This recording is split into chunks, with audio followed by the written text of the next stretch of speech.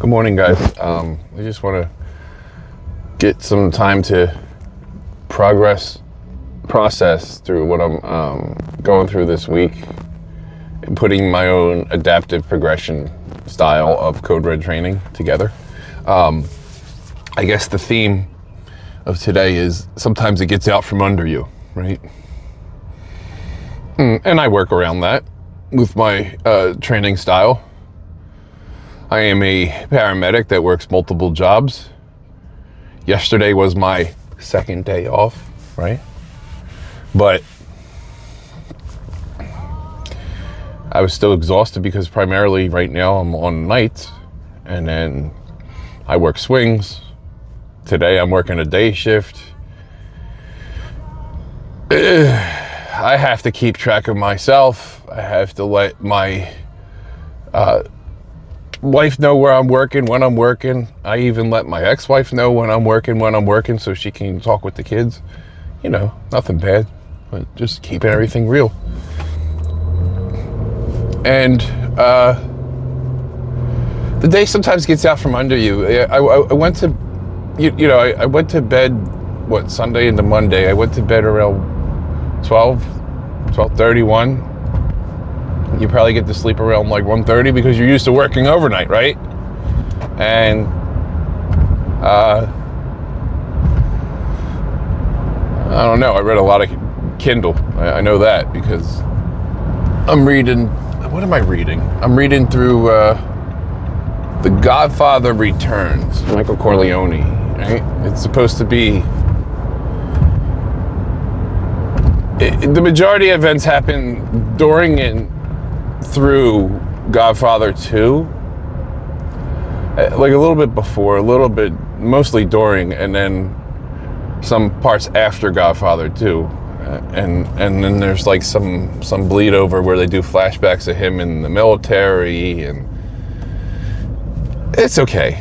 I like, really, of course I like Mario Puzo's Godfather, the original book, and then there's the Sicilian, which was made into a movie, but they took all references of the Godfather, Michael Corleone, any kind of actual references to the Godfather name, they took it out of the movie.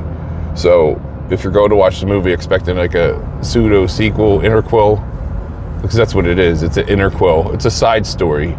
It's when, I don't want to spoil it. Well, I mean, the book has been out for over 55 years now. When Michael Corleone, he makes his bones, so to speak. He has to flee the country, and they put him in Sicily. It's an interquel, but it's not really about him. It's about a different guy. Well, I didn't reread that. I read that when I was 16. I did reread The Godfather recently, and I read The Family Corleone. That was great. That could have been by Puzo himself, the way it was written. That was basically an origin story of his brother Sonny and Luca Brasi, the guy that everybody feared. But they like killed him off in like the first like 20-30 minutes of the actual Godfather movie and like the first third of the book. You don't know why he talks slow. You figure out why he talks slow. You know, you don't know why he's feared. You figure out why he's feared when you read the Family Corleone book. That was great, and it was only like $3 on Kindle. I should probably get some Amazon affiliate links in my descriptions just to get some side money from Amazon because I'm promoting their platform there. Yeah, that was a great book. Godfather Returns. It's not awful. Some people say it's terrible because they keep mentioning planes. They do mention planes. I'm not going to pretend like they don't. However, how did I get down this topic? I noticed I'm such a nerd, and maybe because like I have a pretty decent memory. There were some conflicting things, like they were planning on moving into the mall when Michael was about 12 years old in Family Corleone, and here he is getting ready to go in the military, and he's still in the apartment in New York, and you're like, no, they don't compare notes,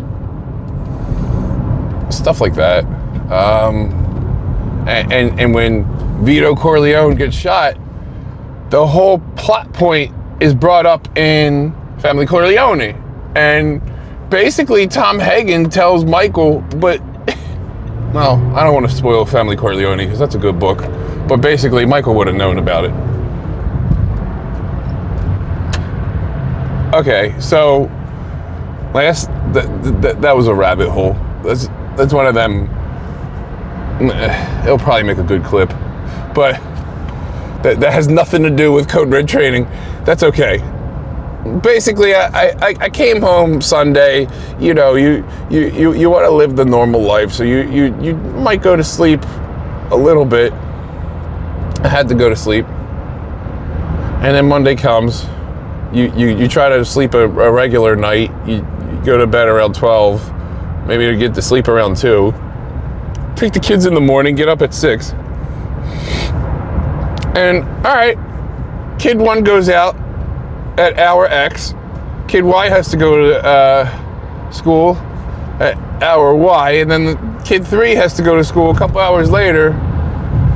So between kid 1 and kid 2, I do some home bike. And I'm like, this is just the precursor. It's going to be a beautiful day, right? Right. We're going to have a progressive overload today, right? Right. It's going to be a major workout day, right? Right. No excuses. No excuses turns into, I look exhausted, and my wife is like, hey, go to bed. I see it in your face. You look like an old man now. I said, thank you, I'm 40. No, seriously, go to bed. Okay, I'm going to bed. I go to lay down. She gets my kid 3 together, takes her to school, right? And then you take kid 3 to school. I'm sleeping. Next thing I know, I'm getting a little tap on the leg. Hey, baby, someone's on the phone for you for your son. And it's a therapy related thing for my one kid. So you talk on the phone, and you talk like your old buddies, you know, and you're on the phone for 45 minutes. Boom, it's 1:45. It's 1 p.m. and then 45 minutes go by because you're doing paperwork that's essential for the house, for the bills, for the whatever the case may be. In my case, it was for getting ready for, I forget at this point. It was either bill related or job related, but either way, I had to get things done. And then I look at the time and I'm like, well, shit, I gotta go get kid 2 from school after kid 1 comes home. Then it's like, all right, I gotta go get kid 3, and then my wife's necklace broke. All right, well, we'll get kid 1 and kid 3 in the car, and kid 2 is 13, so that's fine. You don't want to go, that's fine, and we'll head to go get the necklace fixed. I had a 2DS XL because I'm a bit of a gamer, retro even. I had to go get that, and then you go to get groceries, and then you wake up at 12:45, 1, and it turns into 7 p.m. And you're like, how the world did that happen? Where's my progressive overload? And you only did like 27 minutes of bicycle, and you're just like, well, I gotta go do laundry. I gotta do this, I gotta do that, I gotta fold up clothes. Now I gotta shower the kid 1 and kid 3, because they're younger, they're not 13. I'm not gonna shower a 13-year-old. Get them to bed, and then you're spent. And you're like, I gotta go to work in the morning tomorrow. So the long story short is the day can get out from under you really fast. And it's about adaptation. And so this week is about adapting to your stress. But the fact that I even showed up and did 27 minutes and ate in a caloric deficit, that's Code Red training. Your hours can get out from you in the day that you're off because you're sleeping erratically because you work shift work, you work night works, and swing shifts as a first responder. Yet you think you can plan for one thing, but you have to adapt. And that's what my planning and training is like. But I'm harder on myself than the average person should be, because I'm training to be in a classic physique. So it's like, okay, you need to you need to get your cardio floor in. For me, it's 400 minutes, but for the normal person, 150 should be fine. It should be fine for health and weight loss. I'm just trying to do it to get down to the actual weight and body fat percentage that I need while working these crazy shifts, while balancing my kids and wife and other stressors in my life, and eating in a caloric deficit. I can get with you if you want to use me as a trainer remotely. I can digitally hold your hand and get you through your process. You know, I could show you where you could make hacks to get enough protein to not lose muscle during these weeks where you have to do not as much lifting as you want to, and I can work around it. So DM me code RED and we'll get situated. Thank you.